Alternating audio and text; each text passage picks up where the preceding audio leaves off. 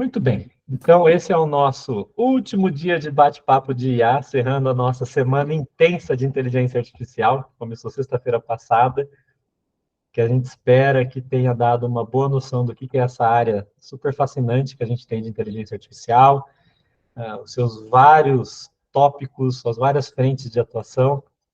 Então, hoje eu tenho dois convidados aqui escolhidos a dedo, o professor Marcelo Finger, do IME, da USP de São Paulo, e a professora Graça Nunes, do ICMC, da USP de São Carlos, que vão conversar um pouquinho com a gente, tirar dúvidas e trazer uma visão deles sobre a área de PLN e os assuntos que vão abordar. Então, o nosso esquema de funcionamento, vocês já sabem, eu sugiro aí por volta de 10 minutos para cada um, e eu vou pedir para vocês começarem contando como é que vocês chegaram na área de inteligência artificial. A gente tem muita gente assistindo que está chegando agora, que quer saber qual é o caminho, que são de formações variadas. Então, se vocês puderem falar rapidamente como é que vocês chegaram antes de começar a apresentação, acho que é legal. Marcelo, podemos começar com você? Podemos. Você tem slide para apresentar? Tem um slide, mas eu vou apresentar sobre um projeto de pesquisa, agora não exatamente para responder essa sua pergunta aqui, mas ele é fácil de fazer. Eu me lembro como foi.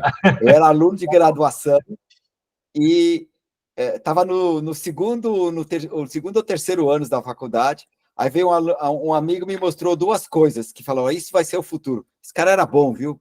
Ele me mostrou um negócio que, sabe quando você tem um texto e aí tinha um negócio com uma tarja, aí você clicava e ia para outro texto, sabe? Não existia HTTP naquela época, eu chamava hipertexto, era o começo da internet sem rede, tá? Eu falei, isso é chato. Aí ele me mostrou um negócio que, isso aqui é inteligência artificial, e eu me apaixonei na hora, tá? E eu estava no segundo ano e fui atrás, comecei a baixar programa, comecei a brincar, naquela época era tudo na base de lógica, adorei, aprendi sozinho, depois fui fazer mestrado, doutorado e fiquei na área desde sempre. Então, alguém perguntar como é que eu entrei na área, eu falei, eu entrei há, sei lá, 40 anos atrás, não vou nem ousar dizer quanto tempo, é muito tempo. 35 pelo menos.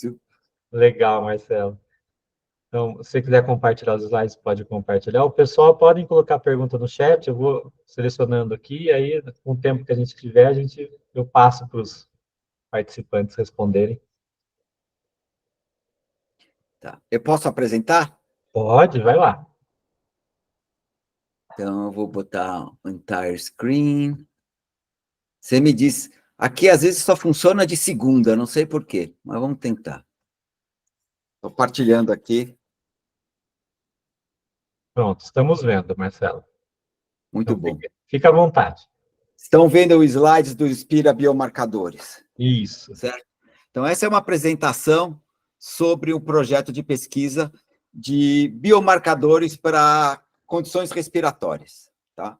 É um projeto verdadeiramente multidisciplinar, e multiuniversidade. Aqui em São Paulo, nós temos gente da USP, da Unesp, da Paraíba, do Rio Grande do Norte, da Universidade Estadual da Paraíba.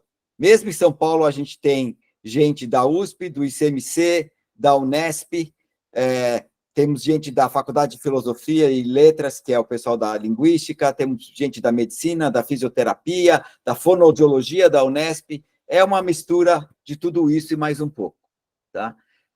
Porque eu acredito que os verdadeiros desafios de pesquisa hoje em dia são desafios multidisciplinares. Tá? Então, é tudo isso misturado. Os objetivos do projeto é falar sobre biomarcadores de condições respiratórias. Então, a gente quer fazer uma previsão do estado de saúde de uma pessoa a partir da fala. Tá? A partir de áudio. O áudio ele compreende para a gente duas coisas distintas. Uma é a voz, que é, digamos, o sinal do tempo, sinal acústico. E outra é a fala, que é linguagem natural. Nós usamos tudo isso. Algumas coisas são detectadas pela voz e outras coisas são detectadas pela fala, pela linguagem natural. Então, a gente quer usar o áudio como voz e fala, como biomarcador, ou seja, como algo que indica o estado de saúde de uma pessoa. A gente quer desenvolver tanto a teoria, a técnica e a tecnologia da área.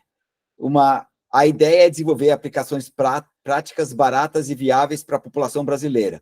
Hoje em dia, a gente quer... Esse objeto aqui é um celular, ele está disponível em qualquer lugar, você pode fazer uma avaliação do seu estado de saúde, quer você esteja na enfermaria, sei lá, do Hospital das Clínicas de São Paulo, do Hospital do Servidor Público, que são nossos parceiros nessa aqui, ou você pode estar num barco no meio do Rio Tapajós e passa mal e alguém vai lá, põe o celular, fala alguma coisa. É assim simples que a gente pretende dar o acesso para as coisas, tá? Nós temos aqui, vou explicar para vocês, é um projeto que tem 3 linhas de pesquisa e 4 eixos de atuação. Que diabo é isso? Já vou contar para vocês. É um projeto meio misturado. Então, aqui é a matriz do projeto. Nós temos um projeto que está estudando as 3 linhas de pesquisa são 3 problemas respiratórios. Um é a insuficiência respiratória, a gente vai coletar um áudio, a pessoa vai falar uma frase, vai falar outras coisas também, vai falar uma vogal sustentada, vai falar algo ritmado, como batatinha quando nasce espalha rama pelo chão, essas coisas, e outras coisas que não têm ritmo pré-definido também é importante para a gente. Então, a gente vai classificar se a pessoa está sofrendo de insuficiência respiratória ou não.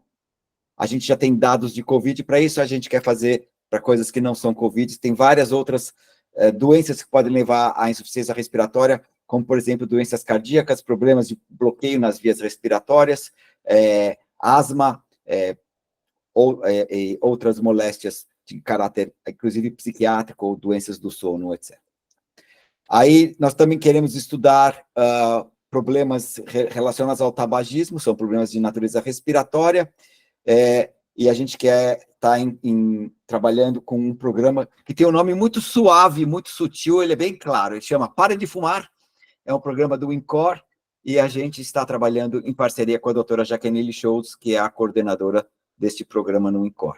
E nós temos também o grupo de asma grave do Hospital das Clínicas, a gente quer prever aquilo que a gente chama de... A asma grave não é uma asma normal, é uma asma que leva a pessoa para internar, basicamente, uma vez por mês, uma vez a cada 2 meses, a gente quer prever essas crises muito graves que levam a pessoa a ser internada, que ela chama exacerbação. Então, a gente quer prever a proximidade de uma ocorrência de exacerbação na asma grave. Para quê? Para a gente poder interferir, muda a medicação, evita que a pessoa vá parar no hospital, é uma perda muito grande de qualidade de vida, se a pessoa tem que ser internada com essa frequência, e, por outro lado, é um alívio nos custos de internação, então é um ganha-ganha dos 2 lados, tanto do lado do serviço público quanto do lado do paciente. E se a gente tiver uma ferramenta de previsão de eventos de exacerbação de asma, a gente pode desenvolver novas terapias para o tratamento da asma. Tá? Então, essas são as linhas de pesquisa. Aí tem os eixos de atuação, tá? Todas essas áreas vão precisar coletar a voz e fala dos pacientes. Então, a tarefa de coleta é uma tarefa bastante sofisticada, ela não é simples. Não é só a voz, tem uma série de coisas, temos um número muito grande de problemas que ocorrem na coleta de áudio. E, paralelo com isso, temos o desenvolvimento do software, que é feito todo para celular, sem microfone especial, sem cabine, sem nada, é um dado que a gente chama de selvagem, porque ele vem do jeito que vem, do celular que está sendo coletado. Então, a gente tem uma parte muito grande de desenvolvimento de software, garantia de qualidade, garantia que o sinal chegou, que a gente manteve a qualidade. Então, temos um eixo que é a coleta do áudio, um eixo que é o pessoal de engenharia e desenvolvimento de software. E aí nós temos 2 linhas, digamos, de análise do sinal. Uma que a gente chama de small data, faz uma análise mais tradicional, análise de fonoaudiologia e linguística, que analisa o sinal no tempo, faz as medidas tradicionais de fonoaudiologia e linguística. E tem o pessoal de Big Data, que é o pessoal de aprendizado de máquina, que quer fazer classificadores automáticos. Então, é muito bom, porque esses 2 grupos entram em contato entre si, e o pessoal de Small Data explica para o Big Data por que ele está tendo isso, o pessoal do Big Data provê ferramentas e interage. Nós temos, então, tanto o pessoal que faz o aprendizado de máquina, quanto o que explica o que está vendo no sinal. Isso é uma coisa muito boa, tem nos ajudado muito. Esse é o projeto, tá? resumão do projeto, é o projeto matricial. Ele é muito complicado, o projeto. Por outro lado, ele é um projeto que não sofre de vários outros projetos de pesquisa, são, na verdade, várias áreas desconectadas. Aqui está tudo entrelaçado, como mostra o desenho. Todo mundo precisa de coleta, todo mundo precisa de desenvolvimento de software, todo mundo tem análise de sinal de áudio, todo mundo vai ter alguma coisa de Big Data, vários problemas de Big Data. Muito bem. Tá? A gente tem essas 3 grandes linhas de pesquisa. Do ponto de vista computacional, a gente vai fazer classificação de sinais de áudio, tá? Então, por exemplo, detecção de insuficiência respiratória pela voz, tá? A gente vai fazer estimativa de parâmetros, tá? Por exemplo, eu quero detectar, por exemplo, se a pessoa fumou recentemente, tá? O dedo duro. Existe um número que é produzido quando a pessoa fumou cigarro, não vale para vape, tá? Que é o monóxido de carbono exalado. A gente quer saber se a gente pode detectar isso pela voz, tá? E se não puder, o que a gente faz? Ninguém sabe, tá? A gente está pesquisando aí, a gente está pronto para começar as coletas em breve, tá? E a gente quer fazer previsão de eventos, então já é uma coisa longitudinal. Eu vou fazer várias coletas da voz da pessoa para identificar se ela está próxima, sei lá, 48 horas de sofrer uma exacerbação da asma. Então, do ponto de vista computacional, nós temos 3 problemas: classificação, estimativa e previsão de eventos temporal. Então, 4 eixos da atuação, como eu já falei: a coleta de dados, a construção de um banco de dados com todas as vozes, com essas deficiências e vozes de controle também para cada um dos casos. Nós temos técnicas de engenharia de software que garantam a qualidade de sistemas para trabalhar na saúde, trabalhar com áudio, trabalhar em sistemas móveis. Então, não é só IA, tem todo um ambiente envolvido aqui, tá? Aí nós temos a análise acústica dos sinais, que a gente chama o pessoal de Small Data, e a aprendizado de máquina, que a gente chama de Big Data. Então, o pessoal do Small com o pessoal do Big trabalhando junto. Por fim, desafios de pesquisa aqui são montes. A gente não sabe nada sobre isso, a gente está começando.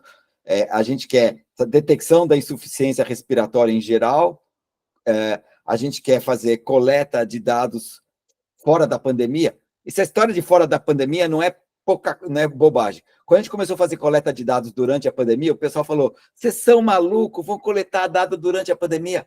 Era a melhor época para coletar dados. Você entrava na enfermaria de Covid lá do HC, estava cheio de pacientes, você ia coletar. Hoje em dia, você quer coletar insuficiência respiratória, você tem que deixar um celular lá, aparece um de manhã, outro 2 dias depois, vem um dado a conta-gotas, super difícil manter a qualidade, manter a consistência em dados a conta-gotas. A gente vai ter que aprender a fazer isso, porque se não fizer, não tem dado. Então, essa história de Big Data para a gente não se aplica. A gente está lidando com muito pouco dado de difícil coleta. A gente quer a identificação dos parâmetros do tabagismo da voz, como é que ela... A gente já sabe que existe voz de fumante, mas o que é a voz do fumante? Sobre o que é... Existe um fenômeno chamado edema de Henkel, nem todos os fumantes têm isso, mas é uma inflamação nas cordas vocais, a gente quer detectar isso e analisar no sinal de áudio. A gente quer prever eventos ao longo do tempo, com a ocorrência de exacerbação de asma, e a gente quer fazer validação clínica dessas ferramentas todas, ou seja, depois de desenvolver todas as ferramentas, a gente vai fazer um produto para o pessoal da área de saúde verificar, isso funciona, isso ajuda, ou não funciona e não ajuda, e por que não funciona. A gente quer levar a campo mesmo, não é só ficar um trabalho de laboratório para a gente falar, publicar artigo. Queremos levar para os hospitais, para os centros de saúde. Muito bem. Relevância. Bom, todo mundo tem pulmão, né? Então, todo mundo é um potencial alvo das nossas técnicas.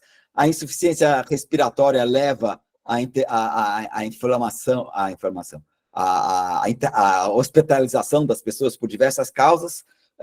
A gente quer ajudar os programas de cessação de tabagismo e suas consequências, e a gente sabe que, bom, 10 a 12% da população sofre de asma no Brasil, ainda mais em São Paulo, que é uma cidade hiperpoluída, tá? E dessas pessoas, 10 a 15% tem asma grave mesmo, tá? Não é assim.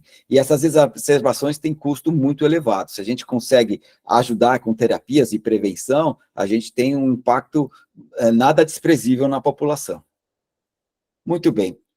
Por que a gente se meteu nessa história? Bom, a gente se meteu nessa história, na verdade, na época da pandemia. O primeiro sistema, Inspira, tá, era para a detecção de insuficiência respiratória durante a pandemia. Por que insuficiência respiratória? Porque a COVID, ela funciona, na verdade, muitas vezes como uma gripe normal. Tá? Você trata da COVID como você trata de uma gripe. Então, os médicos falam repouso e líquidos. Eu traduzo para Netflix e suco de laranja. Tá? Então, você trata desse jeito. Mas, no caso em que você tenha um caso mais grave, a gente quer saber, a pessoa vai para o hospital e vai infectando todo mundo no caminho, ou ela não precisa ir para o hospital e fica em casa, porque se ela for para o hospital à toa, ela pode se infectar com quem está infectado lá. Então, essa foi a ideia de detectar a insuficiência respiratória, que é o sintoma que te leva para o hospital. A pergunta que a gente quer responder não é se está com Covid ou não, mas vou para o hospital ou não. Era essa a pergunta. Então, era uma triagem remota, não intrusiva, tá, dos pacientes. Você pode fazer pelo telefone de casa. Além do mais, a COVID e várias outras questões respiratórias, não só a COVID, ela tem um fenômeno que tem um nome, é um fenômeno pernicioso chamado hipóxia silenciosa. O que é isso? Você está com baixa taxa de oxigenação no seu sangue, é isso que quer dizer hipóxia. Opa, perdão, está mandando eu entrar aqui na próxima reunião, mas deixa para lá. Você está com baixa taxa de oxigenação no sangue e não percebe, é silencioso, tá? Então, pela voz, a gente consegue detectar a hipóxia silenciosa ou barulhenta, tá? A gente detecta todos os casos. A gente não sabia no começo, agora a gente já sabe, tá? E é uma doença que a insuficiência respiratória ela não é só pela COVID, mas com várias outras doenças inflamatórias do pulmão, seja por vírus, como a influenza, seja pneumonias bacterianas, etc. Como eu já falei, doenças cardíacas, problemas pulmonares, distúrbio do sono, ataque de ansiedade, etc. Tudo isso pode levar à insuficiência respiratória. E as pesquisas essas pesquisas todas já foram desenvolvidas, temos várias publicações, temos prêmios, concursos internacionais, etc. E esse mesmo grupo se juntou para fazer, então, agora, os biomarcadores baseados no Inspira, tá? Então, esses são os vários resultados, eu não vou me alongar aqui, mas a gente já tem, a gente detecta a insuficiência respiratória na fala com 96,5% de acerto. Nós temos um resultado agora que a gente detecta com 99,8% de acerto. É quase 100%, quase a gente não erra nunca, tá? Com uma tecnologia bem moderna. A gente submeteu um artigo, está submetendo essa semana sobre isso. E ganhamos o Speech, o primeiro concurso para detecção de Covid, na tosse, nem na voz, tá? Ganhamos prêmios no Simpósio Brasileiro de Fonoaudiologia, a gente usou as técnicas para o Speech Recognition em português, várias coisas conseguimos com o Inspira. E a equipe, então, a equipe maravilhosa aqui, nós temos eu, que sou da computação da USP, a Elisa, que é da computação de São Carlos, eu não sou bairrista, temos a Larissa, que é da fonoaudiologia da Unesp de Marília, e temos a doutora Regina, que é a coordenadora da aula de pneumologia da asma no HC. Então, está bem misturado aqui, a maioria é mulher, e está tudo bem. Que os nossos problemas sejam de outra natureza. Tá? E, então, tem várias instituições médicas, o Hospital das Clínicas, o Hospital do Servidor Público Estadual, o Hospital da Unimar de Marília, a Santa Casa de Marília, o INCOR, nós temos várias instituições envolvidas, não dá para fazer tudo num lugar, cada lugar é especializado em alguma dessas coisas que nós estamos lidando. E temos algumas instituições do interior que estão interessadas na gente, o Instituto Técnico de Lisboa, o Instituto de Qualidade de Vida em Newcastle, na Austrália, tem várias pessoas interessadas na parte de engenharia de software para sistemas de saúde, então temos na Espanha, na Alemanha, na Inglaterra, não vou ter tempo de falar sobre os nossos colaboradores, e é isso, espero não ter tomado muito seu tempo, se vocês quiserem fazer perguntas, eu estou à disposição. Muito bom, Marcelo, muito obrigado. Eu estou coletando aqui as perguntas que o pessoal está colocando. Eu vou passar para a professora Graça agora, e depois a gente faz um bate-bola aqui nas perguntas e respostas, tá? Graça, de novo, muito obrigada por estar aqui com a gente. Se você puder, então, em um minutinho, contar como é que você chegou nessa área fascinante da IA, depois você pode apresentar, se você quiser compartilhar seus slides.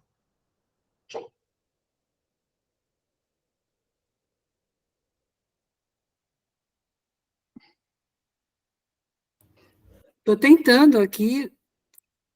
Só um minuto, Tiago. Vai lá. Não sei por que não está aparecendo aqui. Só um minuto. Agora sim.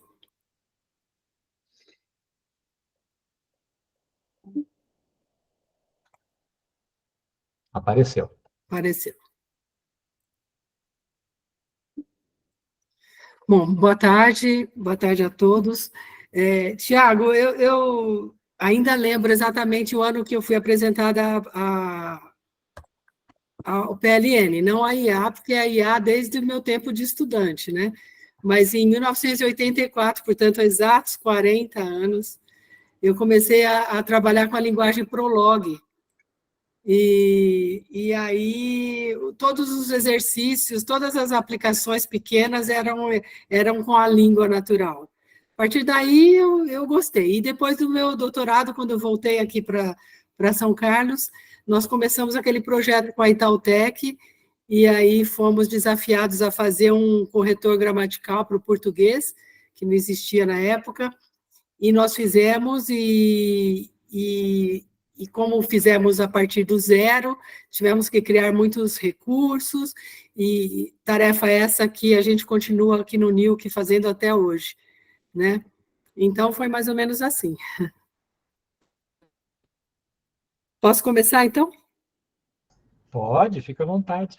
Então, só que o assunto que eu vou falar não vai ser nem PLN, nem uma aplicação, nem um projeto. Eu acho até interessante terminar o ciclo de bate-papos com alguma coisa meio fora da área técnica, e é para falar de alguns aspectos éticos envolvidos com a inteligência artificial, com a construção de sistemas e o uso de sistemas de inteligência artificial. Mas, antes de mais nada, deixa eu falar o que eu entendo aqui por ética, por comportamento ético, e de uma maneira muito simplificada. Eu gosto de falar que assim, uma sociedade ela é formada quando ela compartilha de necessidades, bens, valores e crenças, e esse conjunto de valores compartilhados por uma sociedade qualquer é que constitui a ética. Então, ter um comportamento ético é ter um comportamento de acordo com esse conjunto de valores que é compartilhado na sociedade em que você vive. Evidentemente, sociedades diferentes têm valores diferentes, crenças diferentes e necessidades diferentes, criando, então, uma ética diferente. Então, é muito difícil uma sociedade, um membro de uma sociedade julgar um comportamento ético de outra sociedade, porque são coisas completamente diferentes.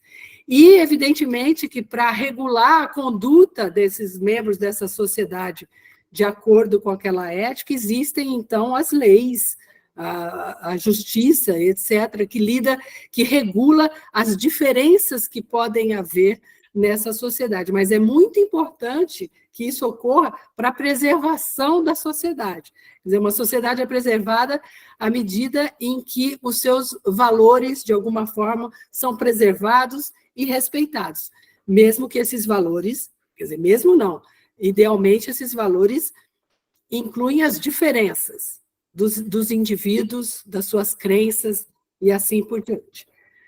Muito bem, e o que isso tem a ver com o que nós estamos falando? Antes ainda, eu gostaria de lembrar que a computação mudou muito, ou muda muito, né? Sem dúvida, mas é só muito recentemente que houve uma explosão assim da evolução do hardware, as máquinas se tornaram tão poderosas que vários paradigmas da computação foram quebrados, e a inteligência artificial é responsável por muitas quebras de paradigmas, e com isso surgem cada vez mais, novas demandas de problemas a serem solucionados, problemas complexos, que antes não eram, né?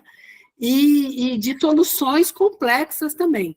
Então, a inteligência artificial está bem no centro desse cenário de soluções para problemas complexos.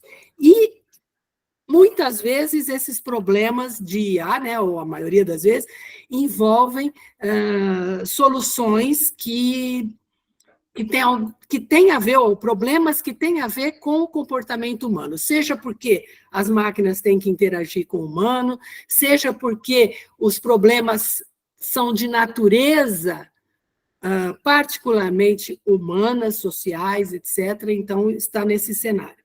Acontece que a velocidade da evolução da tecnologia, ela é muito, muito maior do que a velocidade, do que a capacidade de adaptação da sociedade a essas questões que essas novas tecnologias trazem para a gente, no uso, nos riscos que elas eventualmente trazem.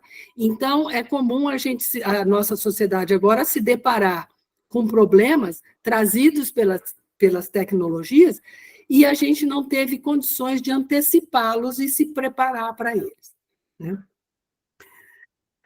E aí, então, vamos falar da inteligência artificial. Vocês sabem, a essa altura, que a aprendizagem de máquina é o paradigma atual da grande maioria dos sistemas de inteligência artificial. Através desse paradigma, tem sido possível fazer grandes avanços, né, na solução de problemas muito importantes. Vocês devem já ter se maravilhado com várias aplicações durante o curso de vocês, e eu confesso que eu também acho que a inteligência artificial faz maravilhas. Mas eu estou aqui exatamente para chamar a atenção de vocês para alguns riscos, alguns probleminhas da área.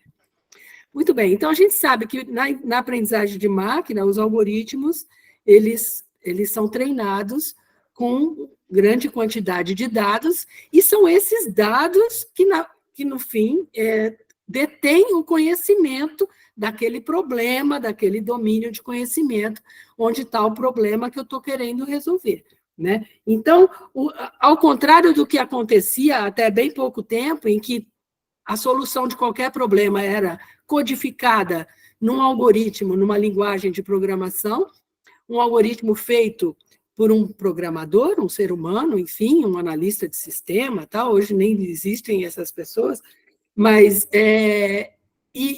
aqui em IA, não, quer dizer, todo o conhecimento, com aprendizagem de máquina, né, está embutido nesse conjunto de dados que a gente chama de dados de treinamento, dos sistemas e tal.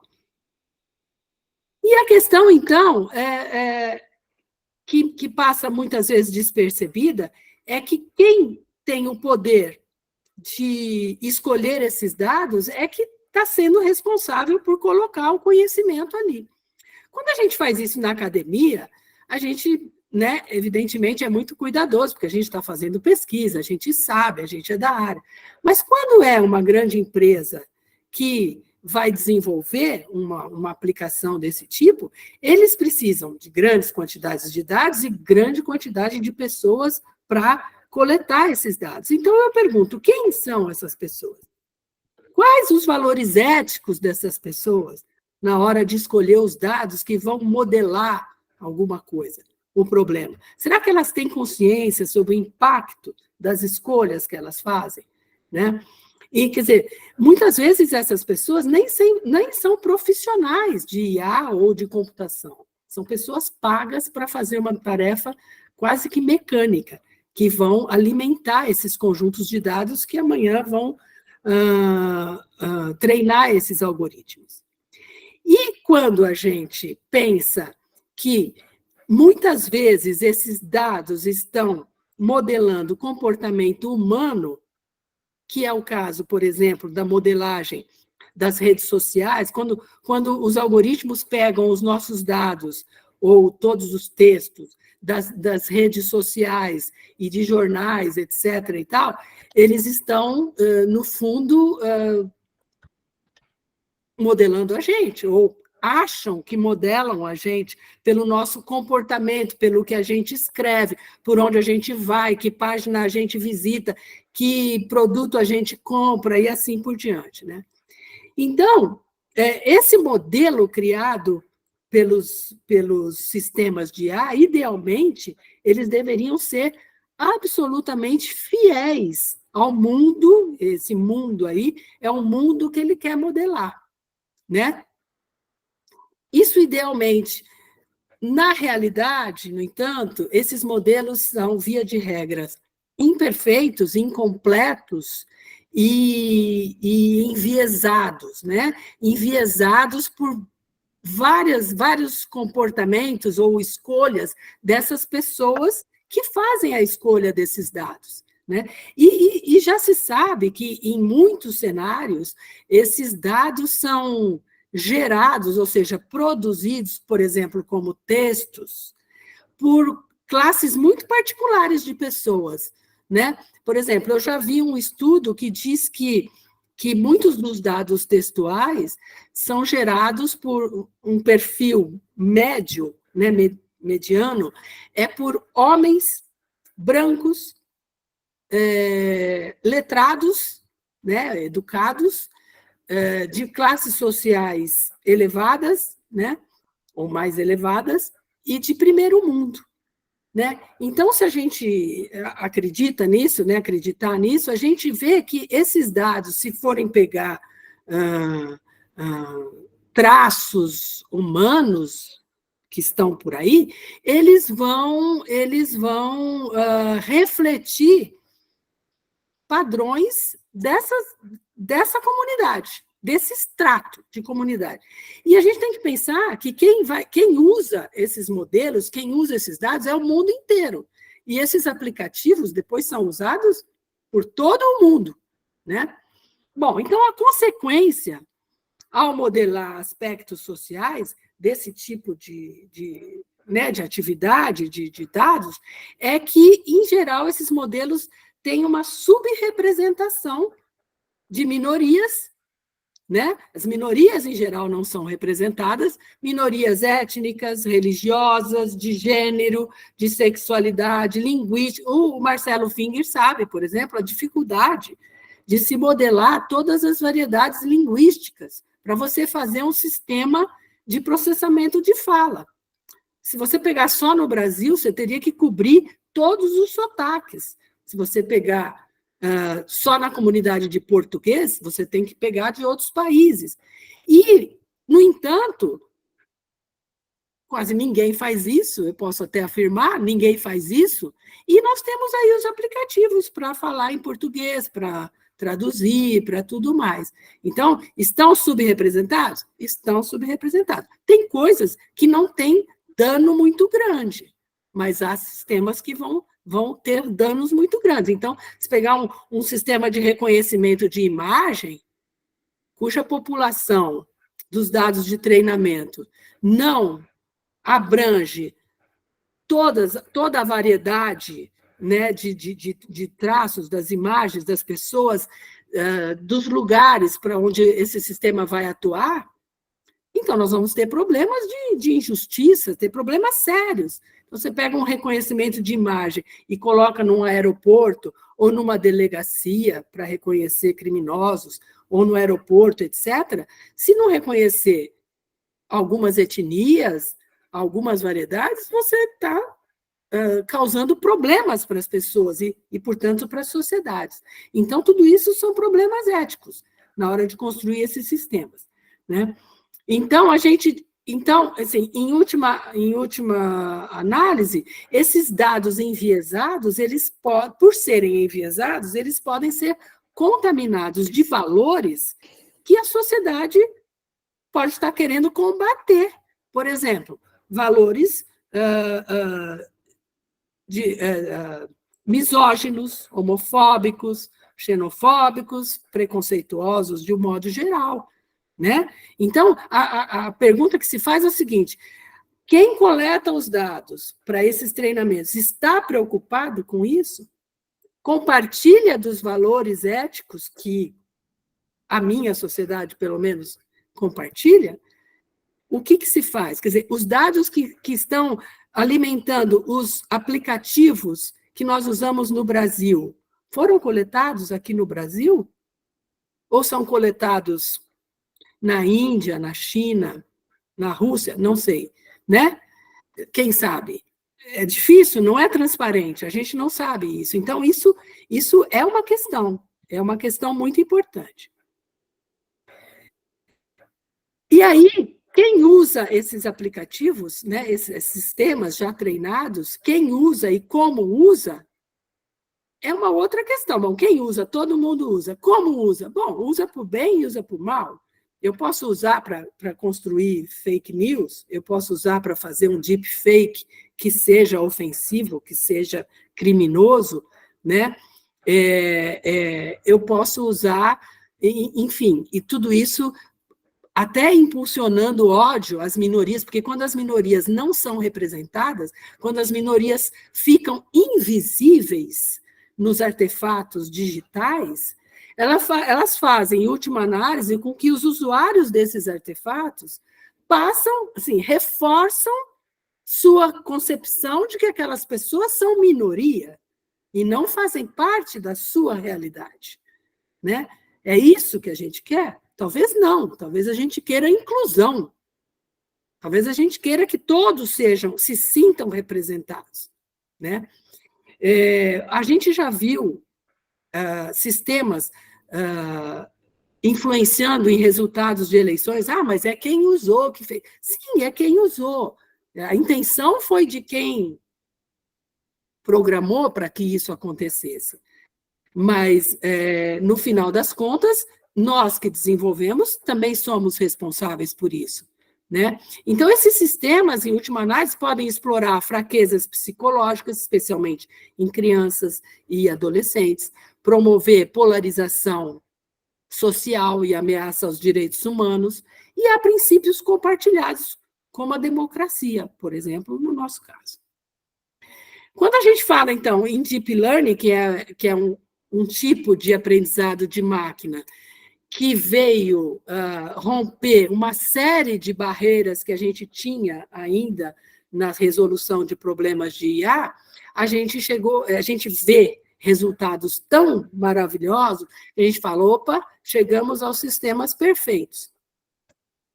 Só que não, né? Na realidade, esses sistemas, além de não serem perfeitos totalmente nos seus resultados, eles são obscuros, né? Há uma falta de transparência de como eles chegam a um determinado resultado, de se justificarem, né? E de explicarem como eles raciocinam, de mostrarem como determinado conhecimento dos dados, que dados contribuíram para esse ou aquele resultado. Bom, nada disso é novidade e muita gente já está correndo atrás, tentando mitigar esse problema, né? Acontece que a gente é como o gato correndo atrás do seu próprio rabo. Quando a gente conseguir achar uma solução para isso, provavelmente a IA já quebrou um outro paradigma, já apareceu uma outra coisa para a gente fazer. A nossa velocidade é incompatível com a velocidade tecnológica, né? E a consequência disso é que há uma insegurança, né? Isso gera uma insegurança tremenda no uso desses sistemas, quando a gente não confia, não sabe direito como eles funcionam, né? E provocando, então, desafios legais. Então, quando esses sistemas que são usados em situações de segurança, de risco, para toda uma sociedade, que coloca em risco as pessoas, quando ele não dá certo, quando ele causa algum dano, qual é a legislação que cuida disso?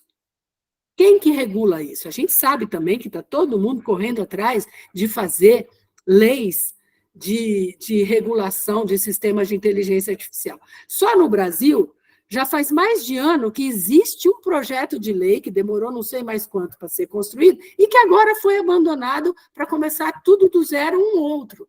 Quer dizer, quanto tempo nós vamos demorar aqui para ter uma regulação disso? E a hora que ficar pronta, quer dizer, eventualmente já aconteceu um monte de desgraça, ou eventualmente esses sistemas já foram todo para o lixo e já estamos fazendo outros. Não sei. né? Então, novamente, a questão da velocidade diferente das coisas. E a responsabilização, né? Então, eu dou o exemplo do carro autônomo. O carro autônomo atropela e mata alguém, já até aconteceu, né? Nem sei o que aconteceu lá no outro país. Mas a questão é, de quem é a culpa? Do dono do carro? Do fabricante? De quem fez os algoritmos? De quem fez os sensores? De quem... do pedestre? Não sei, não sei. De quem é a culpa? São questões complexas que a sociedade tem que pensar nisso, né? Porque ninguém perguntou lá atrás para a sociedade, vocês querem carro autônomo? Não. Quando se percebeu que existia tecnologia para isso, se construiu um. E agora está aí. E esse é só um exemplo, né? Para piorar, a sociedade está refém de pouquíssimas big techs, né? E essas pessoas, não só porque são bilionários, mas é porque eles detêm todo o poder sobre essas grandes quantidades de dados que são necessárias agora para construir sistemas com deep learning, que é os que vão produzir resultados muito bons, né? Isso é um problemaço, né? Isso é um problema enorme, que aqui eu não vou nem entrar em detalhes. Só para finalizar, então, tem muita gente que pensa nisso tudo. E aqui tem alguns princípios de recomendações de organismos internacionais, como a OCDE, a Unesco, a União Europeia, e todos eles listam uma porção de recomendações para quem faz sistema de IA, para quem usa, para governos, etc. Mas o que eles têm em comum, essas listas, é que esses sistemas devem sempre promover justiça, diversidade e não discriminação, ter transparência e explicabilidade, robustez técnica e segurança, privacidade e proteção de dados, responsabilidade e prestação de contas. E o último fui eu que coloquei. E ter um comportamento ético de todos os envolvidos em todas as etapas de criação e uso de sistemas. Reparem que todos esses pontos, sem exceção, são de difícil alcance e de difícil aferição. Mas é o que a gente tem para hoje. E esse é o cenário de IA hoje. Obrigada. Desculpa se eu demorei, Tiago. Muito obrigado, Graça. Obrigado aos dois. Foi excelente. Eu acho que a gente vai fechar a nossa semana da inteligência artificial com papos incríveis. Tem um monte de perguntas aqui no chat, de todo tipo, das mais fáceis às mais difíceis. A gente tem uns minutos aqui. Eu vou fazer um bate-bola com vocês. Marcelo, tem várias aqui sobre um assunto que eu preciso te perguntar e que é uma coisa que a gente falou pouco nesse curso de AI, então acho que é interessante a gente falar disso.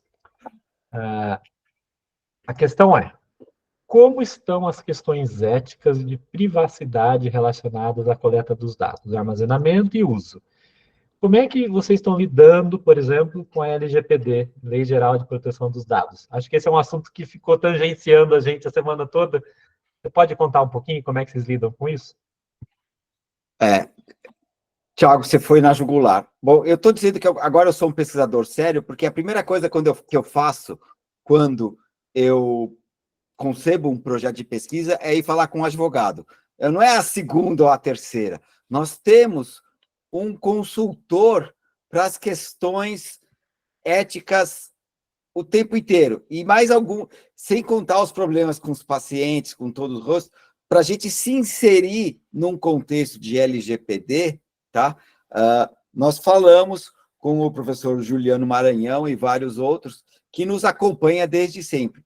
Inclusive, isso não é da boca para fora, ele tem um artigo na área jurídica em que, basicamente, ele está fazendo falou, muito se fala sobre direito de imagem, agora vamos falar sobre direito de voz. E nós somos o objeto de estudo do pessoal do direito. Então, existe um artigo publicado, que inclusive recebeu um prêmio numa conferência, em que nós somos o que está sendo observado. Tá? Então, a gente está sendo muito observado de perto. Não tem como escapar. Voz é uma coisa muito tem um potencial de violação de direitos individuais muito grande, porque você pode identificar as pessoas pela voz, tá?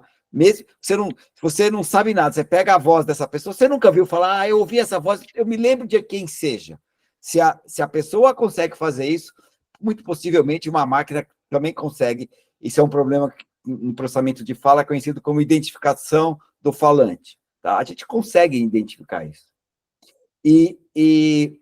Então, a nossa preocupação ela é desde o começo, é desde a concepção dos sistemas. Vamos fazer um sistema de voz, temos que falar com o advogado, tem uma série de coisas.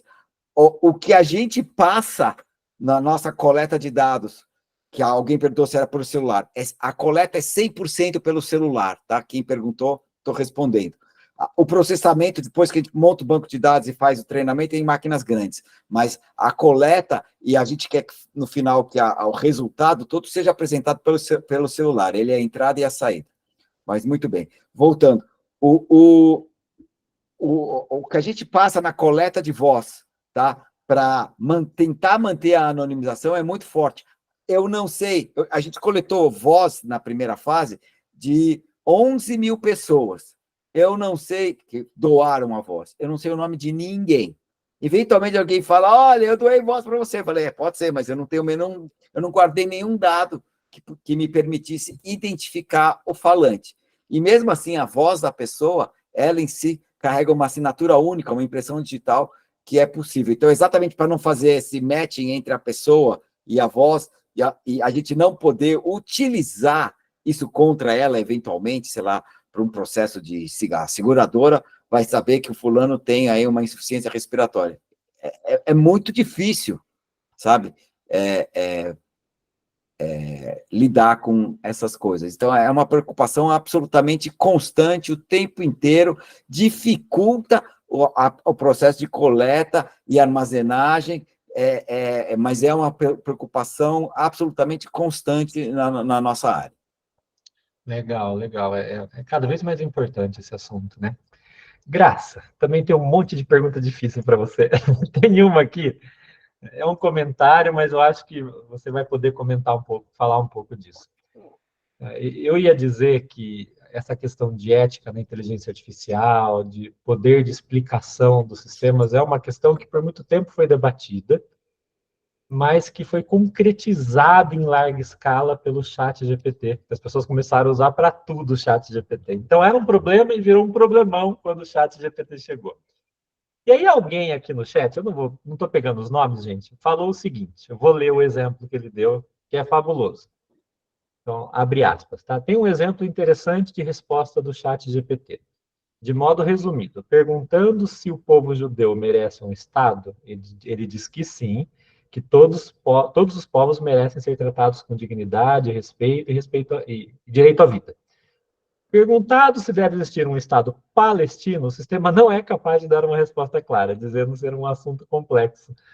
Então, veja que engraçado. Queria que você comentasse um pouquinho o que você acha disso, por que ele faz isso. Bom, eu tenho que falar isso sem tomar partido, né? Sem tomar partido, eticamente. Bom, eu diria o seguinte, eu acho até que, de repente, se a pessoa continuasse perguntando, eu quero outra resposta, de repente ele daria respostas que contra o Estado judeu, a favor de um palestino, não sei, porque são possibilidades do texto que podem aparecer ali. Se essa é a mais provável dele, né, que ele chegou primeiro, pode ser que os dados com que ele foi treinado tinha mais posições a favor do Estado judeu do que do palestino, né? Ou muitas textos em que também não era... quanto ao palestino, não falava nem que sim e nem que não, por isso que ficou em cima do muro, etc. É sempre reflexo dos dados de treinamento, né? O que uma pessoa de PLN, olho para isso e falo, nossa, esse texto está super bem escrito. ele é um texto possível e bem escrito sobre esse assunto. É isso, eu não vou tomar isso como verdade, e isso não vai influenciar o meu pensamento, ou não deveria, né? É isso que eu tenho a dizer. E o que eu ia comentar também, Graça, vamos ver se você concorda. O perigo é que muita gente usa o chat GPT como um oráculo, né? E pega essas respostas como a posição certa, correta, e muitas vezes não sabe que é um sistema probabilístico por trás, lógico, com redes neurais e tal, mas que está produzindo isso que você falou, né? O que ele viu no treinamento. A gente tem Sim. sempre que duvidar um pouco. Posso me intrometer para dizer Claro. que a gente nunca tem como garantir o comportamento do sistema. Não tem. Você pode. O sistema tá aí, foi gerado. Aí você faz um refinamento nele para ele ser, sei lá, a favor tanto do Estado palestino quanto do Estado judeu. Tá? Mas o sistema, no fundo, é só um gerador de frases coerentes. E lá pelas tantas, ele quer gerar uma sentença que o povo X tem direito à autodeterminação e com a mesa existe a probabilidade dele inserir um não aí. Então, vou dizer, o povo X não tem direito à autodeterminação, porque é uma frase coerente também. O que ele faz é gerar a frase coerente. E se existe essa probabilidade, ela não é zero, eventualmente, alguma hora, ele vai gerar essa que não está em texto nenhum. Você pode ter torturado ele treinando um monte, mas como é uma frase coerente, ele pode gerar e aí vai ter uma gritaria toda. Não tem como domar o sistema para todos os casos. Não essa arquitetura que está por aí. Marcelo, mais uma pergunta para você. Agora essa pergunta é um pouco minha, refletindo algumas coisas que falaram aqui no chat. Você contou que vocês chegaram numa acurácia de 99,8% de acerto aí no sistema de detecção de insuficiência respiratória.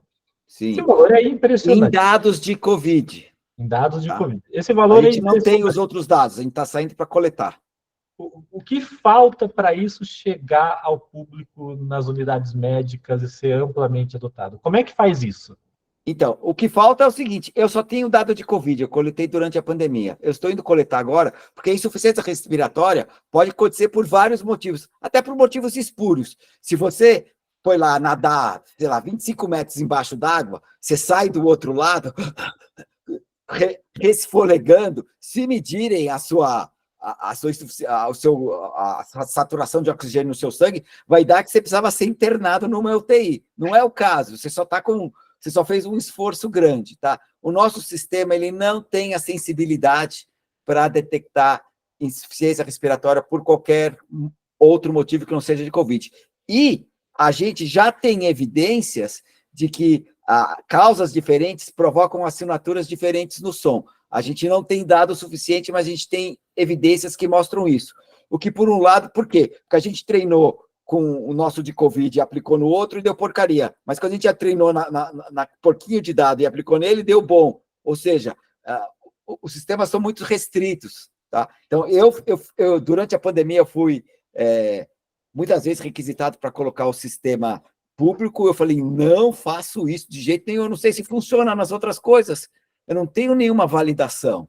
Então, eticamente, eu não podia disponibilizar o sistema só porque poderia ser útil para alguém, mas podia causar uma confusão louca, tá? Então, foi uma decisão pensada, ética, de não colocar o sistema. Como eu falei, no final desse processo todo, nós vamos fazer uma validação clínica, que aí é os médicos e a gente passando por um procedimento que fala, olha, pode ser aplicado. É que nem uma vacina. Não é porque você treinou em 10 pessoas, nenhuma delas contraiu dengue, só para pegar um tema da moda, é que você pode liberar a vacina. Você tem que fazer um teste grande, passar por avaliações, fase 1, fase 2, fase 3, etc., para aí depois colocar para o público. Eu acho que por um sistema que se propõe a fazer uma predição de um biomarcador, o percurso tem que ser o mesmo. Tá? A gente não pode abreviar, só porque usa inteligência artificial, a gente se arroga o direito de cortar o caminho. Não pode. Tá? Tem que tomar cuidado com isso. E só complementando essa pergunta, como é que vocês sentem a aceitação dos médicos de um sistema desse tipo? Você citou alguns médicos aí com quem você trabalha, e os outros? Vocês já tiveram alguma experiência com outros? Olha, a gente procura trabalhar com quem é legal, com quem está afim, assim, com gente entusiasmada, tá? Tem muita gente que olha de torto, esses caras aí, sei lá. É inevitável, tá? Você sempre vai ter os detratores, as pessoas que são muito suspeitas, mas se você passou por um método aprovado de validação clínica, aí você tem aqui, ó, passei pela aprovação clínica, está aqui, os dados têm que ser públicos, os testes públicos, os métodos todos públicos, para ser avaliado, e no caso de saúde, existe um negócio chamado vigilância sanitária. Depois que eu lancei o produto no mercado, sei lá, vacina para Covid, teve um caso lá que parecia que ela causava coágulos, tinha uma suspeita, o pessoal suspendeu a vacina e depois viu que não era relacionado, que era espúrio e voltou. Então, existe, além dos testes de validação clínica, um acompanhamento feito pela vigilância sanitária, tá? É isso. Acho que a IA também não tem motivo para a IA se arrogar o direito de não passar por todo esse escrutínio. Tem que passar. Graça, tem uma pergunta aqui fantástica. Eu achei fantástica. Eu vou tentar interpretá-la aqui. Espero interpretar certo, tá? A pessoa fala assim, a gente está querendo discutir essa história de ética na inteligência artificial, tal, como se isso fosse um problema da IA e não do ser humano. E aí a pergunta termina assim, será que a gente não está querendo achar um culpado e se vitimizar, usando como desculpa a IA? Como é que você vê isso? Bom, em primeiro lugar, a ética é humana, tá? Existe até quem fala em ética artificial, ética da IA, ética dos algoritmos. Bom, você até pode chamar, mas você vai ter que definir de um outro jeito lá. Eu estou falando da ética humana, né? Então, acho que comportamento ético é comportamento humano. Não, eu acho assim, até outro dia não tinha problema nenhum de ética dos algoritmos, ética de IA.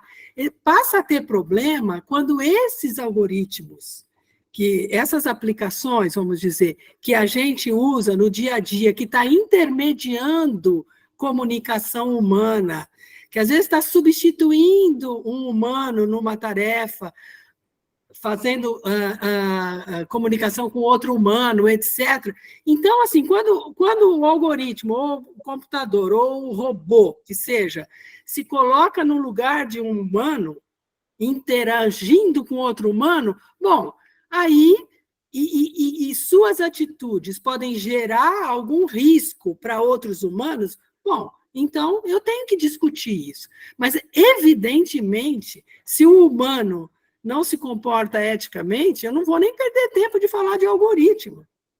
É uma suposição. Como eu falei, é muito difícil de alcançar e de aferir. Eu teria que todo mundo ser ético em todas as etapas da sua vida. Não é bem assim que funciona. Mas a gente tem que cuidar disso, tem que minimizar os problemas decorridos a partir disso. Legal. É nossa obrigação como sociedade. Tem algumas pessoas que querem perguntar por voz. Vou começar aqui pelo Márcio. A gente já está acabando o tempo, então, últimas perguntinhas. Vai lá, Márcio. Tiago, quero agradecer. Não vai nem ser pergunta muito pesada. Eu quero agradecer pelas aulas, esse bate-papo. E esse último dia de aula foi a melhor coisa que aconteceu. Por quê? Pelos dois professores, falando sobre o viés e o preconceito. Professor, eu sou uma pessoa cega, trabalho com essa área de acessibilidade e é um público que é muito invisibilizado nessa pesquisa da inteligência artificial. Então, até vou citar para o professor, já vou fazer logo a pergunta junto com o professor. Professor, nesse público de vocês, Marcelo, agora é o professor Marcelo, tem pessoas com deficiência que são auditivas, porque tem pessoas surdas oralizadas, que as pessoas muito nem sabem que a pessoa fala. E tem pessoas com síndrome de Down. Por que eu estou perguntando isso? Se ele reconhece por causa da voz. A voz da pessoa com síndrome de Down, ela tem uma diferença. E a voz do surdo, como ele não escuta, ele também fala de uma forma diferente. tem como vocês trabalhar com esse grupo? E para a professora Graça, sobre o viés da pessoa com deficiência, recursos humanos e bancos. Por exemplo, eu fui tirar um banco digital, fazer um banco digital, eles não reconheceram cada meu olho que fica fechado. Então, lá o cara falou, aqui no banco de dados, eles não coletaram pessoas com esse tipo de simetria. Então, fica essa pergunta para vocês. Eu adorei, Thiago, adorei mesmo esse final de sexta-feira. Legal. Deixa eu começar pelo fim, então, Marcelo. O Márcio, então, você já deu um exemplo, né, e testemunhou uma situação de injustiça causada por um mau planejamento aí, de sistemas, né, digitais, não sei se é de IA, eu acho que é, né? Mas é isso aí, não previram isso, não se preocuparam com pessoas como você. E isso é um comportamento antiético.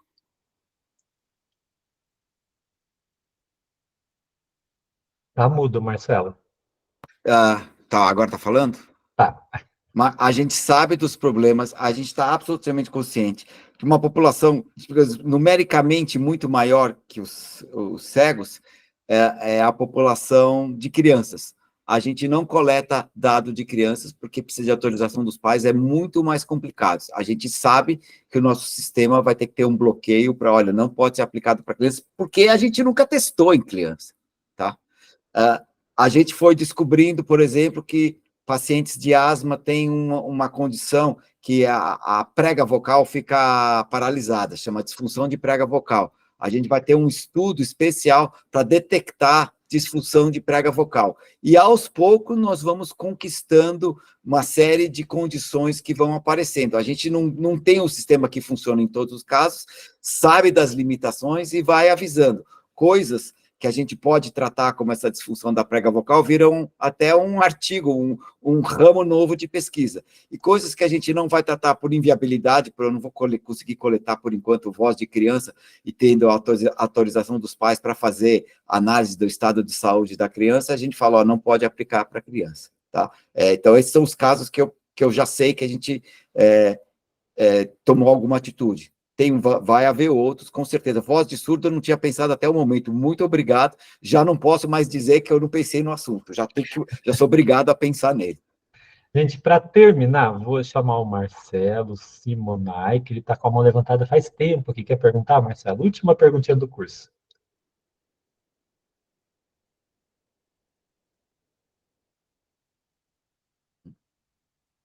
A gente não está te ouvindo, Marcelo. Se você estiver perguntando, abre o som. Desculpe, professor. Antes de mais nada, parabéns a todos aí. Excelente trabalho que vocês fizeram. Não, a ONU aprovou a resolução global, mas ela não, assim, e faltou ainda a normativa, né, para uso militar. E isso me preocupa, né? Vide o que aconteceu em Gaza com os drones lá de Israel atacando aquela ONG, né, que ajudava a comunidade, né, a sociedade, né, de Gaza. Então, isso me preocupa. Qual é a opinião de vocês sobre esse assunto? Graça e Marcelo. Não, você falou, ela aprovou o quê? Eu não entendi. Ela não destacou a normativa para o uso militar da inteligência artificial. E já houve um caso recente de um ataque de drones israelenses na faixa de Gaza para aquela ONG que faz ajuda, né? A World Central Kitchen, para distribuição de comida.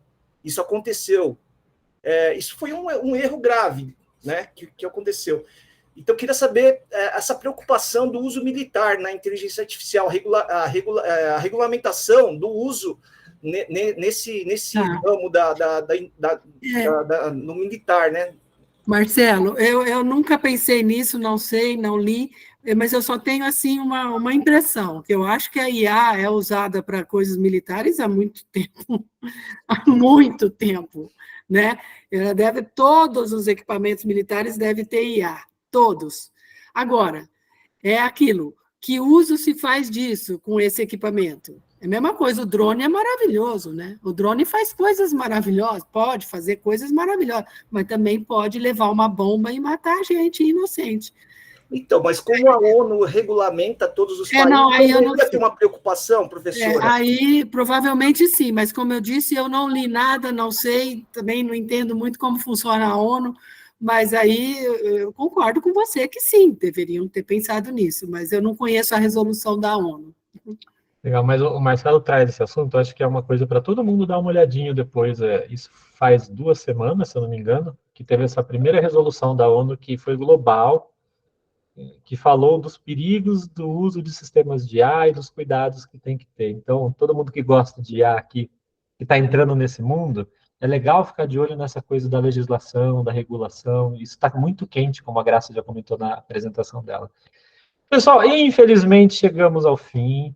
Agradeço de novo a Graça e o Marcelo por virem encerrar com chave de ouro a nossa semana. Queria agradecer você, Tiago, e mandar um beijão para a Graça também. Muito bom. Obrigada, Marcelo. E eu queria avisar todo mundo que o Marcelo Finger tem um podcast sobre IA toda semana, Toda sexta-feira de manhã, às 8 horas. Como chama? Fala aí. Chama Inteligência Artificial nas Ondas do Rádio. É um podcast na Rádio é uma coluna na Rádio Eldorado que vira um podcast toda semana. Pode ser acessado no Spotify. Exatamente. Legal. Um abraço a todos e obrigada. Tem várias pessoas perguntando como continua estudando, né? Então, esse é um caminho. Os livros que a gente usou no curso, alguns deles têm versões online, vocês conseguem acessar. Tem muita playlist, tem muito vídeo no YouTube, muito curso disponível. Dê uma olhadinha nessas coisas. Quem quiser se aprofundar aí, tem bastante coisa. Gente, foi um prazer tê-los aqui. Espero que essa semana tenha sido proveitosa, que todo mundo tenha aprendido um pouquinho mais dessa área fascinante. Espero encontrá-los por aí. Obrigado de novo, Graça e Marcelo.